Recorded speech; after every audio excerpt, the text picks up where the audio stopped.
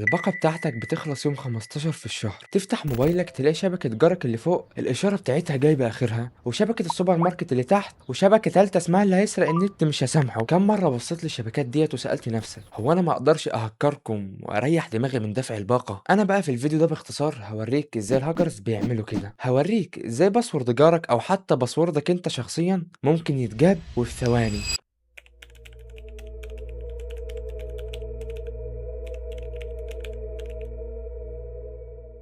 السلام عليكم ورحمة الله وبركاته، عامل ايه يا صديقي واهلا بيك في فيديو جديد. انا واثق ومتأكد انك في يوم من الايام دخلت على جوجل بلاي او يوتيوب وكتبت كيفية اختراق الواي فاي للاندرويد وحملت 50 برنامج وكلهم طلعوا اشتغالة او بيطلبوا روت وما بيعملوش حاجة اصلا. طيب ما تيجي افاجئك واقول لك انه الهاكرز الحقيقيين ما بيستخدموش البرامج العبيطة ديت، الموضوع بيتعمل بادوات تانية خالص وبطرق مرعبة لدرجة انك لو عرفتها هتقوم تشد فيشة الراوتر بتاعك دلوقتي.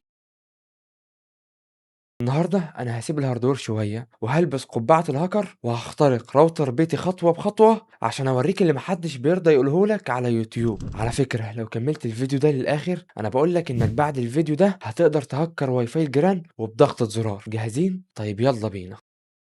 المستوى الأول أو زي ما بنسميه فخ الاستسهال. أغلب الناس يا صديقي لما بتستلم الراوتر من شركة الإنترنت بتوصله في الكهرباء وبتستخدم الباسورد اللي مكتوب على ظهر الراوتر، صح؟ الشركات المصنعة بقى غالبا بتعمل الباسورد الافتراضية عبارة عن 8 أرقام. تعالوا نحسبها مع بعض بحسبة رياضية بسيطة. 8 خانات، كل خانة ممكن تاخد رقم من 0 ل 9، يعني عندنا 10 احتمالات لكل خانة. 10 أس 8 بيساوي كام؟ 100 مليون احتمال يا صديقي. رقم يخض مش كده؟ لو إنسان طبيعي حاول يجربهم بإيده محتاج عمر فوق عمره ومش هيكفي كمان. بس الهاكر مش بيجرب بايده يا معلم، الهاكر بيستخدم اجهزه الكمبيوتر وتحديدا كروت الشاشه. المعالج العادي اللي هو السي بي يو مخصص للعمليات المعقده المتسلسله، لكن كارت الشاشه جواه الاف الانويه الصغيره الكودا كورز اللي تقدر تعمل عمليات حسابيه بسيطه بس باعداد مهوله وفي نفس اللحظه. المهاجم هنا بيستخدم ادوات معينه بتخلي كارت الشاشه يرمي ملايين الاحتمالات وفي ثانيه واحده بس. التحدي بتاعي استخدمت اداه لاختبار قوه الباسورد الافتراضيه. الاداه ديت بتستغل قوه كارت الشاشه يا صديقي عشان تعمل حاجه اسمها برود فورس اتاك او الهجوم الغاشم. بكارت شاشه متوسط قدرنا نجيب حوالي 2.5 مليون باسورد في الثانيه الواحده. ده معناه ان ال 100 مليون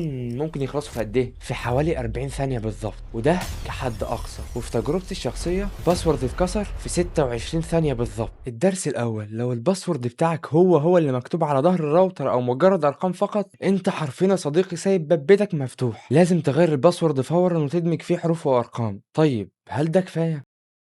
خلينا بقى ندخل على المستوى التاني. المستوى التاني هنا انا كصاحب راوتر بدأت اقلق، فقررت اعمل حركتين بيعتبرهم الكثير مننا قمة الذكاء والخبرة التقنية. وخلاص بقى انا ما عادش في مني اتنين وعايز اتخن هاكر يجي هكر الواي فاي بتاعي. الاولى بقى غيرت الباسورد وخليتها معقدة، حروف كابيتال وسمول وارقام ورموز. التانية اخفيت الشبكة عشان محدش يشوفها اصلا. طبيعي ان اللي مش هتشوفه مش هتعرف تهكره، ده المنطقي واللي انا وانت عارفينه. بس ده صديقي وللاسف غلط. خليني بقى اشرح لك باختصار ازاي الاجهزة بتتكلم مع بعض في الهوا. الموبايل بتاعك لما بتخفي الشبكة بتاعته بيفضل يبعت اشارات راديو في كل مكان وهو ماشي بيقول يا جماعة هل شبكة كذا موجودة هنا. الموبايل بيفضح اسم الشبكة وهو بيدور عليها اصلا. المهاجم كل اللي محتاجه انه يفتح حداد تنصت على الشبكات ويستنى اي حد من اهل البيت يرجع من بره والموبايل بتاعه يتصل على الراوتر، وبمجرد ما الموبايل ينده على اسم الشبكة المخفية المهاجم بيسجل عنده الاسم. كده التخفي يا معلم بقى ملوش اي 30 لازمة. طيب والباسورد المعقد اللي انا لسه حاطه؟ هنا المهاجم بيستخدم تكنيك اذكى، هو مش بيخمن الباسورد وهي بتطير في الهواء لانه عارف انها متشفره. المهاجم بيستهدف اللحظه اللي الموبايل بيسلم فيها على الراوتر عشان يتصل معاه. اللحظه ديت اسمها الهاند شيك او المصافحه. المهاجم بيلقط المصافحه ديت وياخدها عنده على الجهاز ويفك التشفير براحته بقى خالص، وكل ده بعيد عن الراوتر بتاعك باستخدام قواميس كلمات المرور. وقواميس كلمات المرور ديت يا صديقي هي عباره عن ملفات فيها مليارات الباسوردات المتسربه قبل كده. لو الباسورد بتاعك معقد جدا بس موجود في اي قاموس تسريبات قديم هتتجاب برضه بس هتاخد وقت اطول شويه. الدرس التاني، اخفاء الشبكه مش حمايه، دي مجرد بس ستاره شفاف يا صديقي. الحمايه الحقيقيه في طول الباسورد مش في بس تعقيده، كل حرف بتزوده بيضاعف وقت فك تشفير سنين ضوئيه.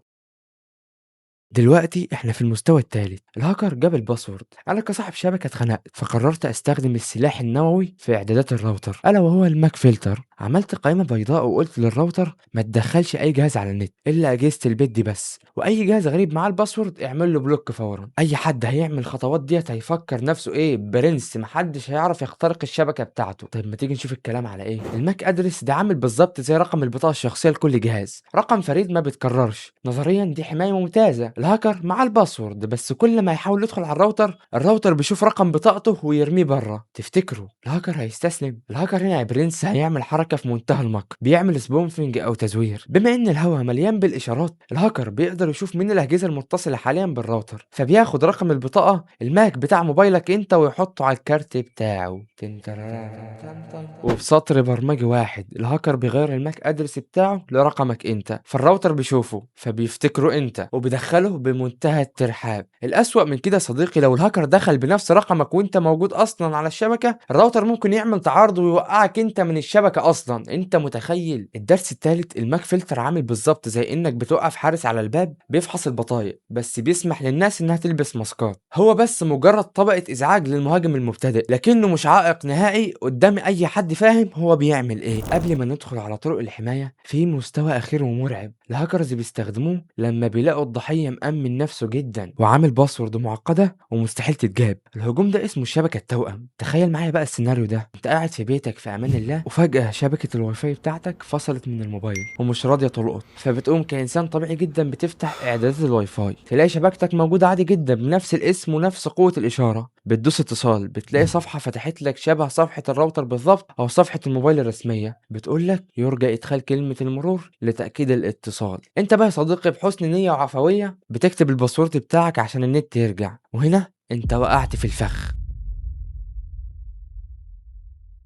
تعالى بقى اشرح لك ايه اللي حصل في الكواليس. الهاكر جاب جهاز صغير وعمل شبكة وهمية بنفس اسم شبكتك بالملي، وبعدين استخدم أداة بتبعت هجوم على الراوتر بتاعك اسمه هجوم إلغاء المصادقة. الهجوم ده بيفصل أجهزتك غصب عنك من شبكتك الأصلية. الموبايل بتاعك لما بيفصل بيدور تلقائيا على شبكة بنفس الاسم، فبيشبك تلقائيا في شبكة الهاكر الوهمية. أول ما أنت بتكتب الباسورد في الصفحة اللي ظهرت لك، الباسورد بعدها مباشرة بتروح للهاكر على الشاشة عنده كنص واضح جدا ومقروء، وهو بياخدها ويقفل شبكته ويرجع لشبكتك الأصلية وانت ولا حاسس باي حاجه وفاكر ان الراوتر بتاعك كان بيهنج بس. الهجوم ده مرعب لانه مش بس بيخترق الراوتر، ده بيخترق دماغك انت وبيخدعك هندسيا. وعشان كده دايما بنقول الحلقه الاضعف في اي نظام امني هي المستخدم نفسه. بص يا محمود، انا تعقدت وجبت اخري، يعني لو عملت كلمه سر قويه مش نافع، خليت الشبكه ما تفتحش غير على اجهزه بيتي مش نافع، حاولت اسد كل الثغرات برضه مش نافع، ارمي الراوتر يعني. وهنا بقى بنكون وصلنا للمستوى الرابع والاخير، احنا محتاجين نقفل كل الثغرات ديت ازاي، وازاي احمي شبكتي فعلا من كل الهجمات اللي فاتت ديت. لا ما تقلقش ما تقلقش، مش هقول لك ارمي الراوتر. الحمايه الحقيقيه يا صديقي بتيجي من فهم نقط الضعف وسدها، وعشان اوصل شبكتي لاعلى مستوى حمايه في التحدي ده عملت الخطوات ديت واللي بنصحك تعملها فورا بعد ما تخلص الفيديو ده. واحد، تعطيل ثغره الدبليو بي اس. الدبليو بي اس يا صديقي هو الزرار اللي بيخليك تتصل بالراوتر من غير باسورد، دي حرفيا اكبر مصيبه في اي راوتر واسهل ثغره ممكن تخترق في ثواني. ادخل على الاعدادات بتاعه الراوتر واعمل ديسيبل فورا.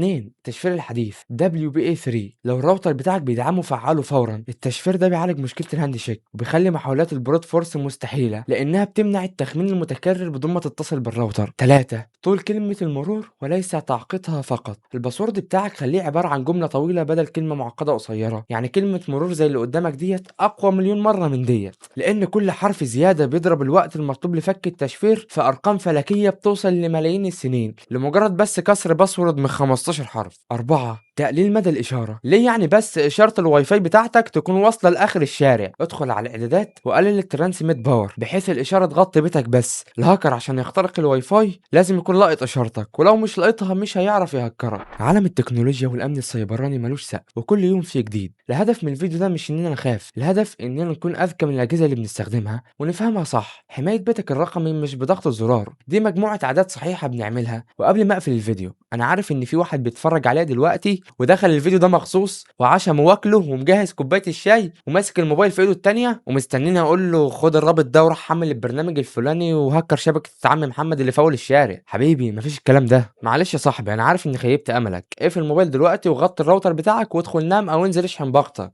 لانه عالم الهاكينج والامن السيبراني ده مش سهل اطلاقا، ومش فيديو 10 دقايق ولا حتى ساعه هيخليك تعرف تخترق شبكه الواي فاي اللي جنبك. الاختراق الحقيقي يا صديقي مش ببرنامج بتنزله من على جوجل بلاي وبضغط زرار تغار بتروح تهكر شبكة جارك. الاختراق والامن السيبراني زي ما قلت لك علم معقد جدا، والهدف منه هنا اننا نحمي نفسنا مش اننا نسرق جيجات بعض. ما تنساش بقى تشترك في القناة وتفعل زر الجرس عشان توصلك الفيديوهات الجاية. كان معاكم محمود ابو خطيب وبس كده، وسلام.